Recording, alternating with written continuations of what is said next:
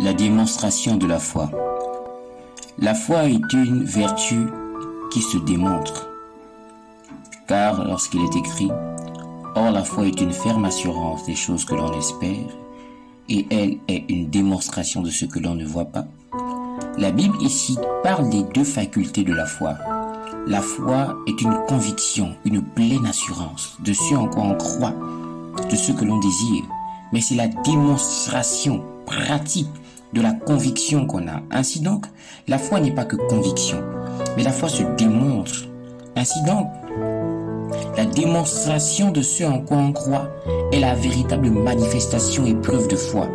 Alors, lorsque la foi reste une simple conviction, elle n'est pas totale. Elle devient une totalité lorsqu'elle est démontrée. Ainsi donc, si je crois au miracle, je dois démontrer que je crois au miracle en posant mes mains sur des malades. Conformément à ce qui est écrit, ils imposeront les mains aux malades et les malades seront guéris. En mon nom, ils chasseront les démons. Étant convaincu de ce message, de cette parole, de cette promesse, de cette prophétie, prouver que j'en suis convaincu m'emmène à le démontrer pratiquement. Ainsi donc, ce en quoi nous sommes convaincus doit être démontré et prouvé par des faits pratiques. Si vous croyez que Dieu existe, il vous faut prier le Dieu qui existe.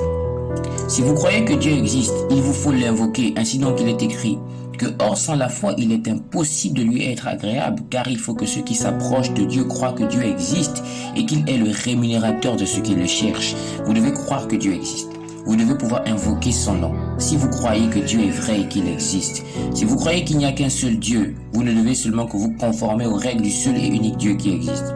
Si vous croyez au message de Jésus-Christ, si vous êtes convaincu de lui, de ce qu'il a enseigné, des ordonnances et des préceptes qu'il a légués et du commandement nouveau qu'il nous a donné que de nous aimer les uns les autres, vous devez démontrer que vous êtes convaincu de l'amour en pratiquant l'hospitalité, la générosité, la bonté, la charité, l'affection réelle, le sacrifice les uns à l'égard des autres, la tolérance, la patience, le pardon.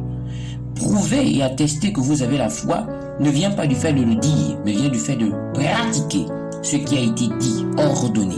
Ainsi donc, votre foi se démontrera, votre conviction se prouvera, votre conviction s'attestera, se démontrera par le fait pratique d'accomplir ce qui a été enseigné, dit, recommandé.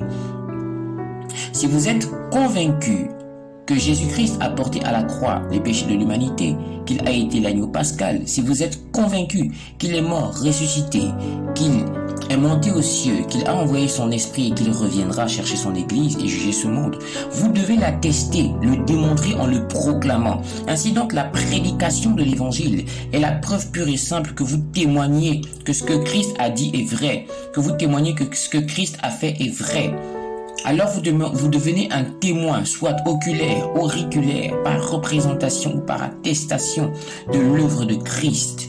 Vous devez démontrer que vous croyez réellement ce que Christ a fait par le fait de pratiquement annoncer son évangile, présenter la bonne nouvelle de l'œuvre de la croix. Vous devez attester et démontrer que vous croyez au Saint-Esprit, que vous êtes convaincu de sa personne et de sa présence, en communiquant avec lui, en ayant une pensée et une attitude pieuse, une crainte de sa personne, vivant dans la sanctification et l'obéissance, parlant avec le Saint-Esprit, vous ouvrant au Saint-Esprit, faisant silence en vous-même pour recevoir des orientations du Saint-Esprit. Laissez les choix de votre vie être disponible à la bonne volonté et au gré du Saint-Esprit, en vue de démontrer que vous croyez en sa personne, que vous croyez en son existence, que vous croyez qu'il est en vous et qu'il peut être en vous. Ainsi donc, la foi n'est pas que conviction, elle est une démonstration de la conviction qu'on a. Si vous êtes convaincu que le monde doit être sauvé, vous devez le démontrer en prêchant l'évangile au monde. Si vous êtes convaincu que la Bible dit vrai quand elle dit d'obéir, vous devez être obéissant. Si vous croyez au message de la Bible qui parle d'humilité, vous devez être humble. Vous devez accepter de partager. Vous devez accepter d'être gentil, d'être une bonne personne, de manifester de la bonté.